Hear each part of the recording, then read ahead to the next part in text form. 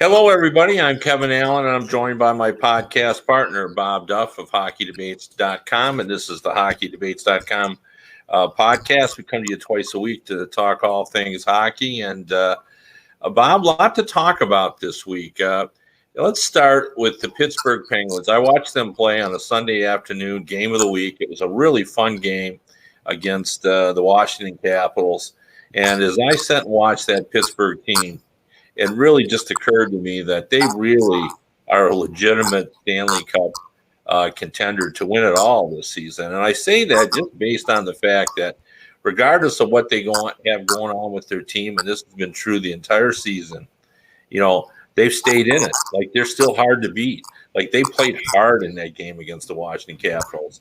And, the Capitals, obviously, we all know, are a very consistent team, a team that's really looked sharp the entire season, a team that looked like they are capable of winning the cup yet again. But the Penguins, took a 3-1 lead and then gave up a late goal, and we all know what happens when there's a late goal. Usually it leads to two late goals, and it really felt like the Capitals were going to tie it up, but no, Penguins found a way to hang on and win that game, and, a really big game. And, right now there's a lot of talk about whether or not the Penguins are going to make a trade. By all accounts, they are going to make a trade.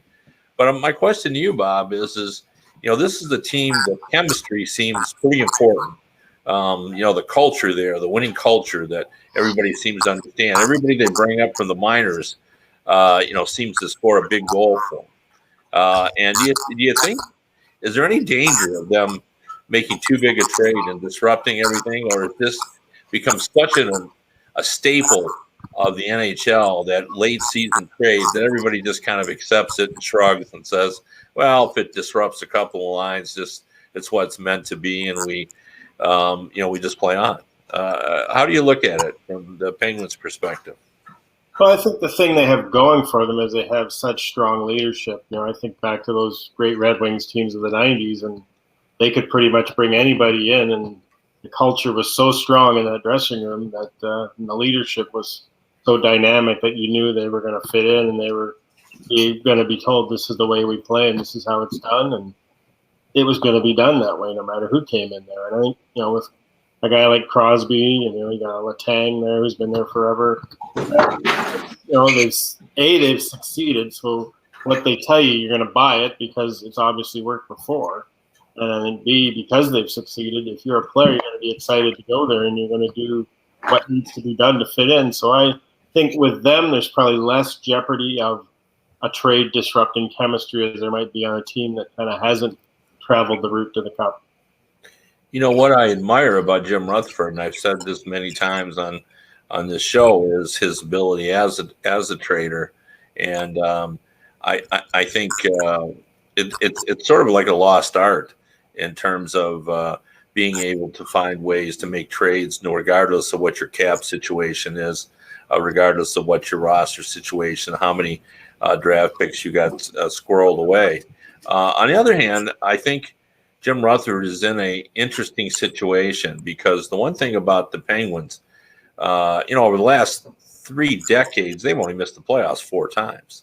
There's a tradition there of staying competitive, and I think Jim Rutherford has one very important mandate, which is, of course, to stay competitive and to try to win the cup again. But I think there is a secondary element to it here, is he's got to be a little careful, because Crosby and Malkin, they're not over the hill, not even close. They're playing at a very high level. But I think that he has to be careful that the future is not going to, be damaged here. So I don't think he can give up like every number 1 pick or every first round pick for the next couple of years. I think he's got to be careful in that regard. So that brings me up to, what they're going to give away this time. And, we've heard a lot of discussion about perhaps Jason Zucker. And that's a trade I think I like, because that goes beyond this season. And also, I've also heard about Kovalchuk going over there. Now, I heard that the Canadians wanted a lot for him because he's played pretty well in Montreal. Now, Pierre LeBrun took that a little further and found out that what a lot is a second round pick. Now, if you were Jim Rutherford, would you give up a second round pick for Kovalchuk? Like, he's played pretty well, but that's a pretty big price for a team that has given away a lot of draft picks and probably needs to keep first and second round picks. Yeah, but you look at it, and is the fact that Malkin and Crosby do have some miles on the odometer. As you say, they're not at the end of the road; they're not ready for the scrap heap, but they've got fewer years left than they've given. So, isn't that why you have to go for it if you're the Penguins? Because you're only going to have these two generational players for so many more years. If you've got another shot to win the cup, don't you have to roll the dice and go after it? And you look at Chicago; they kept that core of superstars together and rebuilt and won that third cup. And, even LA really sold their future, but they won 2 Stanley Cups. So, I remember Jimmy Devellano always said, I don't care what price you pay. If you win the cup, it's worth it. So you just have to accept the fact that at one point you'll just crash and burn, right? I think that's the way it's been. We've seen that, but I wonder if, you can sort of change that MO. Like, is it possible to continue to stay competitive, to be a Stanley Cup contender, and to kind of have enough going on the side? And the Penguins have been able to do that a little bit, through getting lower draft picks and free agent players to exceed expectations. Like, Brian Rust is a great example. Nobody thought he was a top prospect when he was 19 years old, and he's come in and ended up being a very kind of important player for them. And they've had guys kind of come up and perform well, and they've hit on good prospects too, like Tristan Jarry is a good prospect. So, they've done a good job in that regard. But I wonder if there is a model that allows you to do both, to kind of keep building and keep feeding the system, or is it impossible in the salary cap era? What do you think? Well, I think it is, because you look at the Red Wings again. When Yzerman and Fedorov finally were done, they had Datsuk and Zetterberg to pick up and take over. And those were guys they found later in the draft. And I think people obsessed about the first round of the draft and who they get. I think the key to being a successful franchise over the long haul, you've got to hit some numbers in those later rounds. You've got to find guys that can play for you and fill roles, and that's what Pittsburgh has done. And that when Detroit was successful, that's what they did. But as long as they kept it together, when you talk about a model of keeping it together for a long time, they still eventually crashed and burned, because you can only keep it for so long. You're not going to find a superstar all the time in the third, fourth, fifth round. They got lucky a couple times and did, and you can't expect that to keep happening. And I think the way scouting is today, and with so much video and so much analytics, guys aren't slipping through the cracks as much as they used to. Yeah. Well, you and I can talk about the philosophy of what should be done in Pittsburgh, but I guarantee you Jim Rutherford's going to go out and pay a price, whatever it needs to be paid, in order to try to win now, because that's the number one mandate, and I respect that, to be honest. Like, I say the same thing. I supported the Columbus Blue Jackets and going for it last season. I thought it was the right approach to push all in. I think the Edmonton Oilers need to do that this season. Ken Holland needs to step up and try to get that team in the playoffs for the good of not only the Edmonton Oilers fan base, but for the entire National Hockey League fan base. We need to see Connor McDavid in the postseason.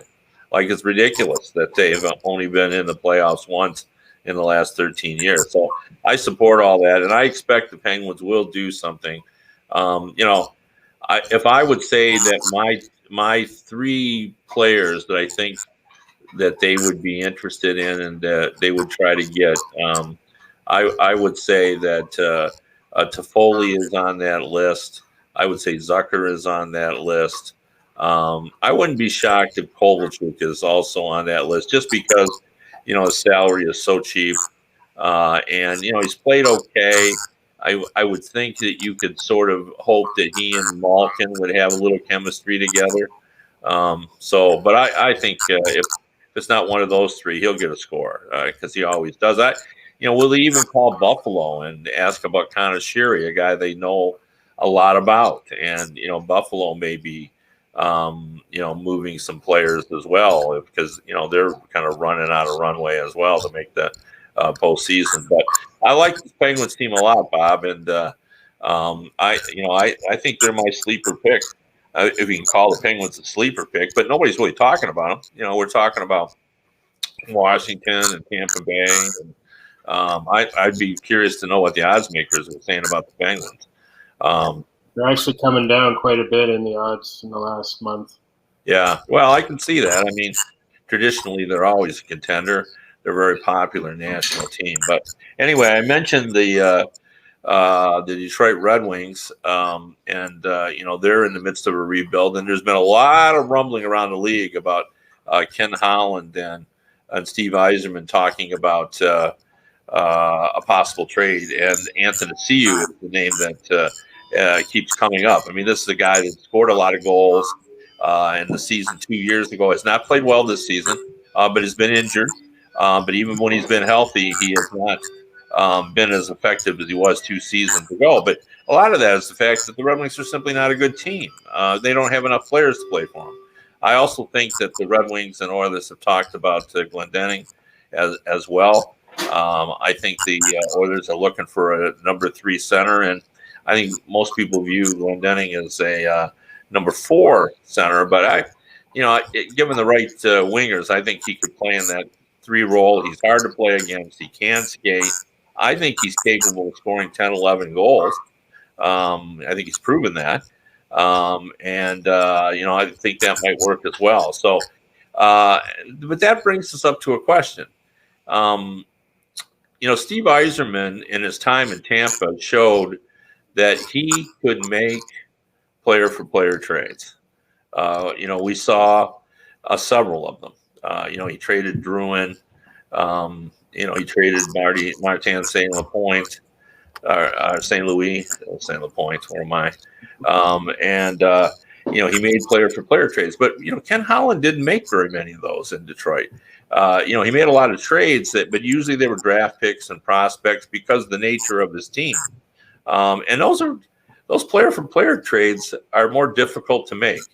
And I think it takes some finesse to do that. And I'm not saying Ken Holland doesn't have finesse. I mean, he's been a terrific general manager for a long time, but there's an art to that. What should we expect out of Ken Holland at this trade deadline? Well, I think he knows what you say with McDavid and Draisaitl.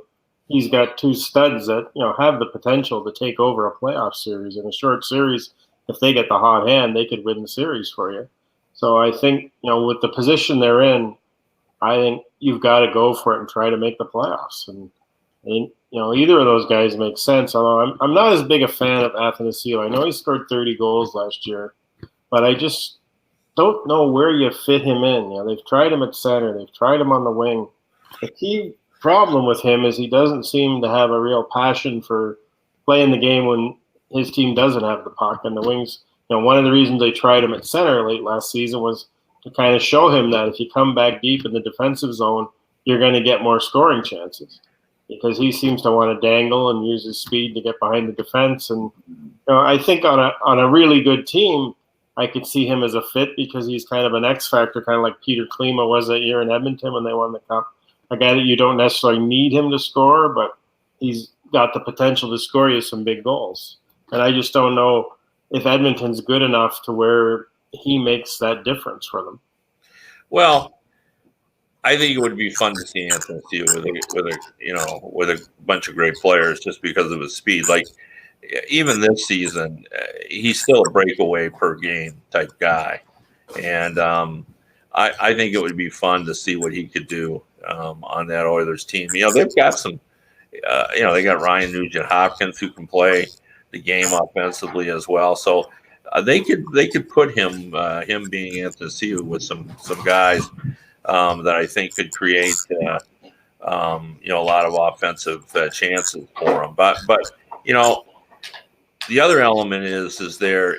Ken Holland knows Anthony Ciu's warts, and by that meaning, they had contract issues with him, and they had,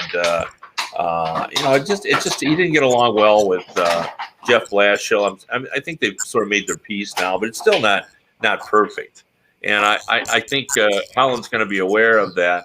But the fact that he's engaged, to me, just says that he's saying, look, we can live with that. His talent is so great that, it would be, he thinks it could help the team. And I think this is exactly kind of what the Oilers need as kind of an X factor that will allow them to, kind of push ahead. Now, would they rather have a proven guy? Yeah, probably.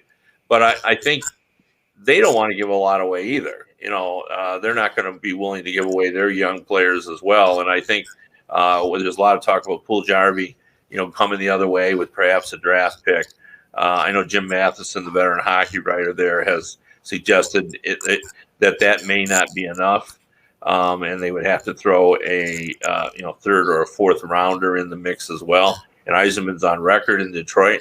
He doesn't talk a lot in Detroit, but he's been on record as saying he would like to add more draft picks. So a lot of speculation. You don't hear much ever coming out of a Steve Yzerman regime. He's he's like Lou Lamoriello, and nobody talks in their organizations, and that's the way Yzerman is. So it's hard to know exactly kind of what's going on, but I think it makes a lot of sense that Holland and Yzerman would be talking, and I wouldn't be surprised at all if they make some kind of trade. Who knows? I mean, maybe Edmonton might be interested in Mike Green as well. I mean, Holland knows Mike Green. He knows he played pretty well. Hasn't played well this season, but played well since the Red Wings got him. And maybe he sees some possibility there of getting a veteran defenseman help. Maybe Trevor Daley, having a guy that's had championships as well. So I would think there's a chance that we could see a Detroit to Edmonton trade. And the other interesting aspect is that Holland and Yzerman are good friends. Like, they really are. Like, they're not just the guys that were in the same organization. These are guys that like each other a lot. And I think they feel like they can make the kind of trade that could help both teams because they both have different mandates right now. I mean, the Oilers are feeling like they can get in the playoffs and make some noise, and the Red Wings are just trying to get their head above the surface of the water here because they have really been a poor team. And so I could see this happening.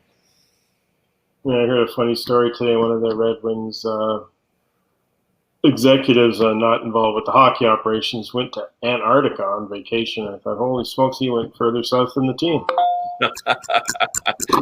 I'm not sure that's farther than his team because, boy, they have really played poorly. It's been a long time since I've seen a team just really deteriorate. And like I've said before, too, I don't think Steve Yzerman is saddened by this. I think, A, he knew it was coming.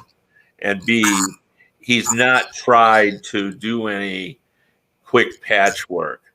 I think he's content to let it. I mean, because this is not his making. This is, this was Ken Holland's team that was kind of disintegrating. And I think he's content to let it happen and try to get that high pick. And I think the Yzerman clock started with the drafting of Seider. I think this next draft pick, I mean, they're going to get no worse than the fourth pick, and they've got a 6% chance of getting in the top three. And I think they feel they're going to get a really good player there. And, now they've gotten two guys. I mean, Seider will be on the team next year, for sure. And I think Larkin, if they can get Mantha good, all of a sudden it looks a little better. If you got, Bertuzzi and Larkin and Mantha up front, you've got Hronek and Seider back on the back end. McIsaac is a guy I think they like.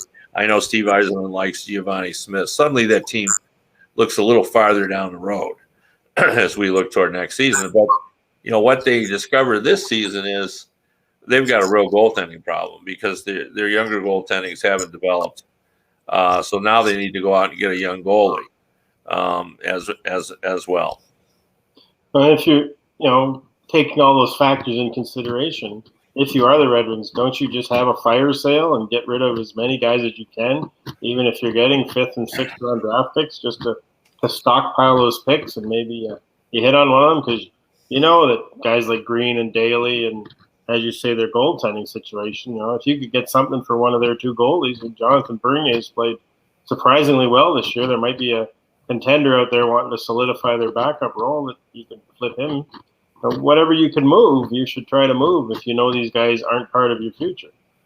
Yeah, but sometimes when you hold a rummage sale and you take all your stuff and you push it out there, at the end of the day, there's still a lot of your stuff still there that nobody wanted. And I'm fearful the Red Wings are in that spot. But it would be nice to move some of these veteran players out there. But I'm not sure that Trevor Daly is going to be moved.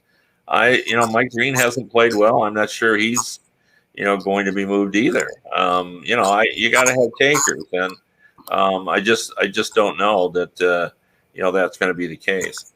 I want to talk a little bit about the playoff races. I wanted to call up the standings here, and I'll do that right now. And what's interesting is we've talked a lot about the Toronto Maple Leafs because they're a very interesting team, but they have finally moved into third place in the Atlantic Division, which of course means that Florida now is pushing on the wild card. But I'm looking at this wild card race here in the East, Bob, and we got the New York Islanders with 64 points, and they've only played 50 games, and then we got Carolina.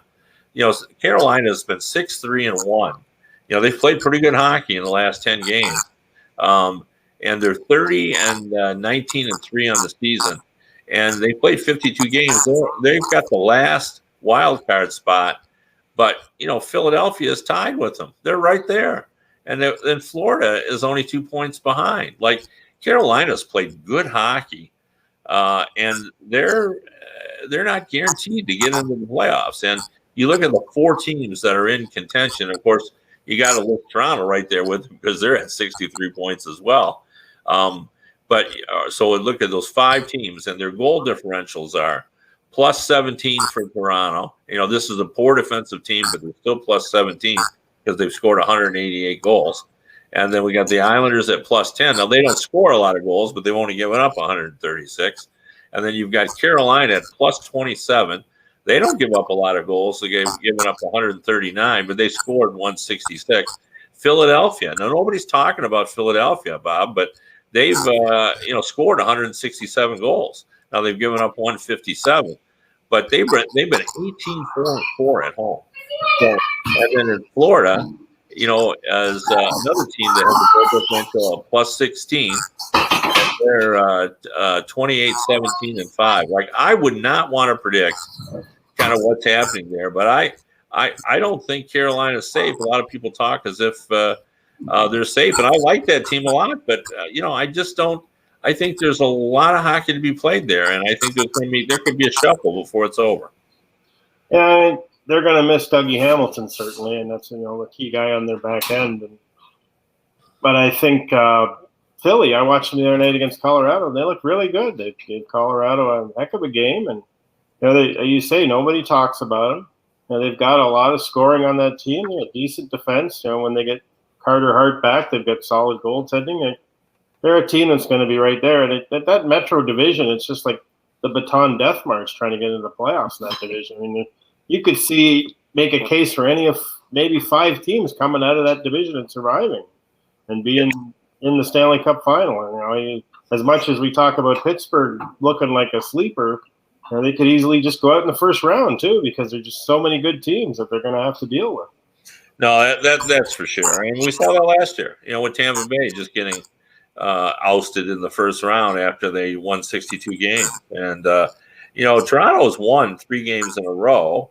I think they for sure got to make a move and try to get a defenseman. But what's interesting, and, Carolina's looking for a defenseman as well because Hamilton's out.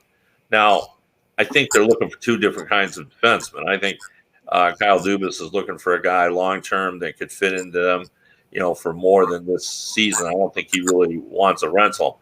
Where I think Don Waddell in Carolina would take a rental. He's just trying to plug a hole, trying to stay competitive this season. So I expect the teams there in the hunt to all making moves. There's a lot of rumbling around the league that the Islanders are talking to a lot of teams. They're trying to get more scoring. I've heard as well that they've been talking to the Ottawa Senators about Pajot. So I think everybody's running, a little scared down at the bottom of that Eastern Conference. Obviously at the top there, Tampa Bay is safe, and Boston is safe, and Washington's safe, and Pittsburgh is safe. But it's going to be a tough fight to get in there in the Eastern Conference. And then let's look at the West here, because I think with 3 weeks to go before the trade deadline, I think it's important to kind of look at this out. But in the West, Bob, we've got I think we've got to stop looking at Vancouver as when are they going to fall? They're not going to fall. I mean, they're 17-5-3 at home, 7-2-1 in their last 10. Like, they're playing as well as anyone in the league right now. They've already got 30 wins. They're playing well.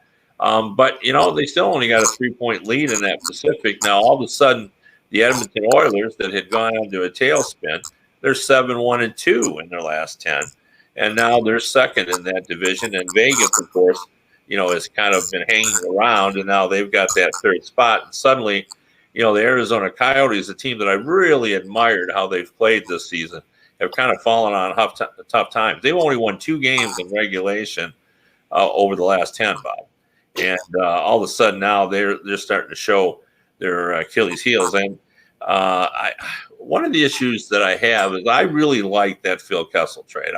I thought it was a good signal for fans and to the team that they were going all in to try to get into the playoffs. And I think he got that team going early on. But I saw some stat recently where he only had a handful of goals in his last, a handful of 5-on-5 goals in his last, 60 games. And they need to get more out of Phil Kessel, down the stretch. There's no doubt about that. But the team I want to ask you about, Chicago Blackhawks, they're the team that nobody's talking about whatsoever. And here they are now. They've got 56 points, and they're only 3 points out, and they've got 2 games in hand on Arizona. And, they're in this now. And are they going to make it? Well, they kind of did this last year. They just hung around, and you kept thinking because they had guys like Kane and Taves, DeBrincat was having a tremendous year last year, that they were going to find a way to get in there, and it just never happened. And then starting to think that this is going to be the same this year. They're just going to kind of hang around on that bubble, a couple 3 points out, and they're just never going to be able to put together that solid run. Like you say, Edmonton just 7-1-2 and got themselves back into a solid position. I don't know if Chicago's capable of putting a 7-1-2 together and getting into the playoffs. Yeah, that's exactly what you got to do. Like 6-4 is not good enough when you're in that kind of dogfight. You got to win 7 or 8 games out of 10 in order to make any hay, because every night, someone's winning. At least half the teams are winning. So it's difficult to make up. There's always 2 questions: how many points are you behind, and how many teams are between you, and your objective? Because if you got to climb over too many teams, you're not going to make it. And then our final subject, and we're running out of time as usual. It moves way too quickly. Winnipeg Jets. I saw a story today. Frank Saravelli wrote it for TSN regarding that they're closing in on a termination of the Dustin Byfuglien's contract in Winnipeg, and that would be major news because they need to free up his cap space. And they've been playing with a no-name defense all season long. I mean, they lost Myers in the offseason. They traded away Trouba.